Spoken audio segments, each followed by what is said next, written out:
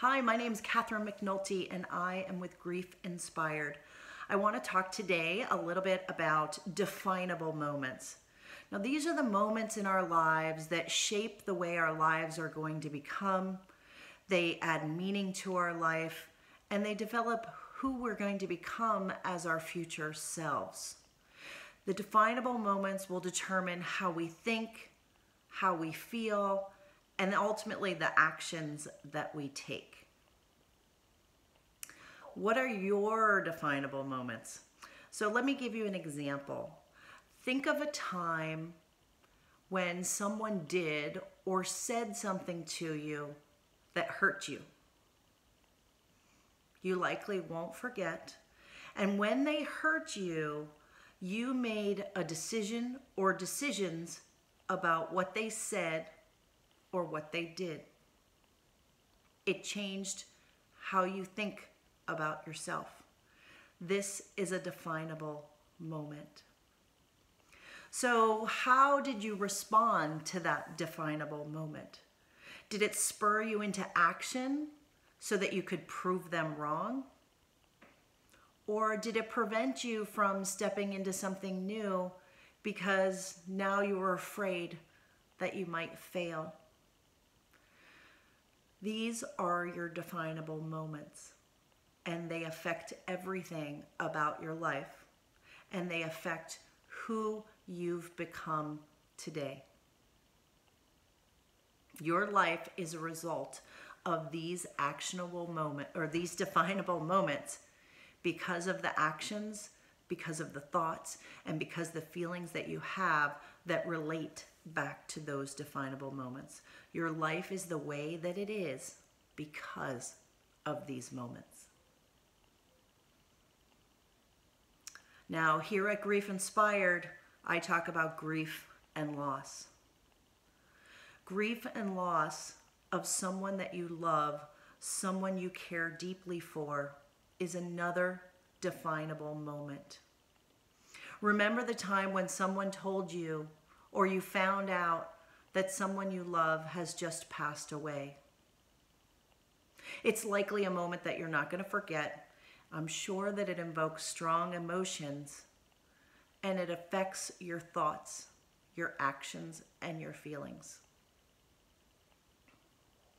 If you're actively grieving, these thoughts and feelings can be feelings of grief, of depression, of anger. You may be feeling all of these things at the same time. You may be spending your nights ruminating, replaying thoughts in your mind over and over again, losing sleep night after night, trying to figure out what happened, thinking about what you said, what you could have done, what you should have done, what you didn't do, what you could have done. This is the normal grief process for many of us. Now, as a society, we don't think about getting support for grief. We think that we can handle grief on our own. You may think that you can manage your own grief, that you can handle it all yourself, and that you don't need help. But if that's the case, I want you to ask yourself, are you suffering in silence? Do you feel isolated? Do you have feelings of guilt that you can't seem to let go? Do you have anger over things that did or did not happen? Are you feeling stuck in grief, in guilt, in perpetual sadness? It doesn't have to be that way, but it's common for so many of us because we aren't told that we should be able to reach out and ask for help.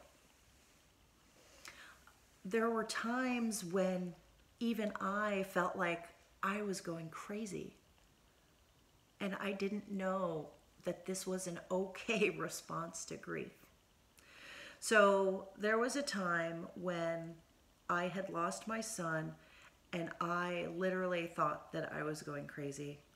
I didn't want to ask for help because I wanted to be strong. I wanted to tell myself that I could just work through it, that I could figure it out, that I could just move on, push it away, and just keep going without really processing my grief. But my grief kept me stuck for 2 long years.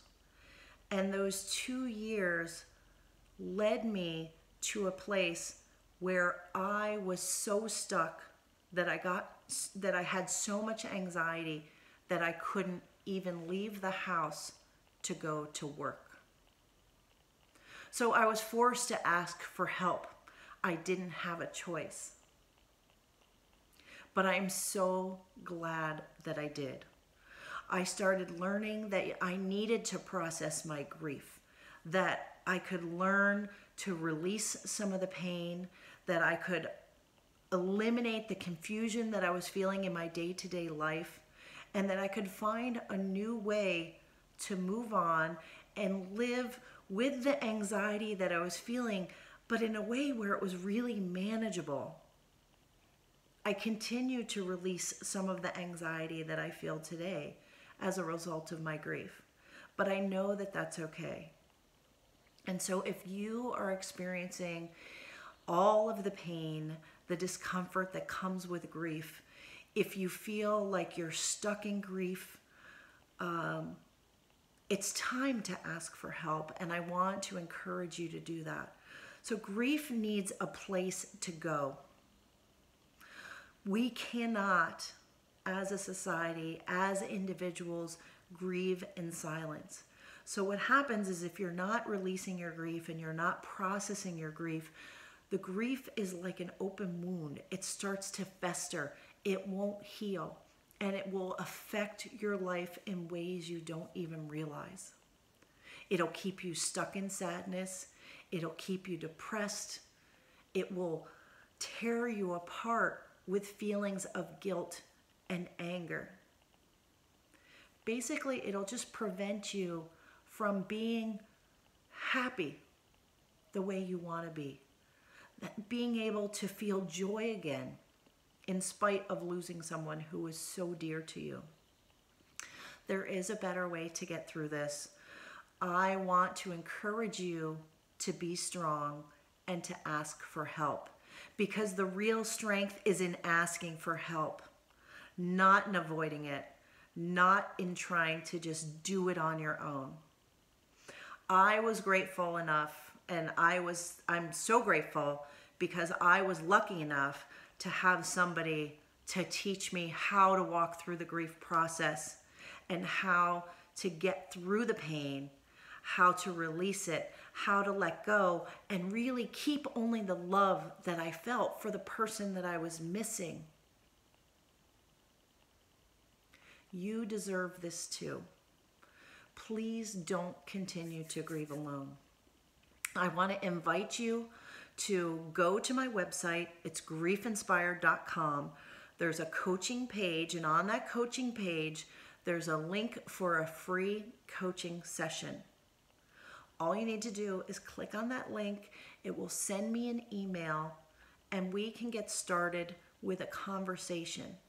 We can talk about what's going on and what the ways are that you can start to release your grief, process it, work through it, and find a new reality for yourself that absolutely is different, that still keeps your loved one close to you, that develops more of a relationship with them, and helps you get back to being who you truly are. Learning about my grief has taught me so much about myself, about what's important to me, about everything in my world. My world is remarkably different than it was before I lost my son. But here's the thing, I am grateful. I am grateful for the experiences that I've gone through, and I know that that can be hard to believe, but it's the truth. Please go to my website, click on the link, and let's have a conversation. We will find a way to walk you through your grief one step at a time. My name is Catherine McNulty, and I want you to be grief inspired too.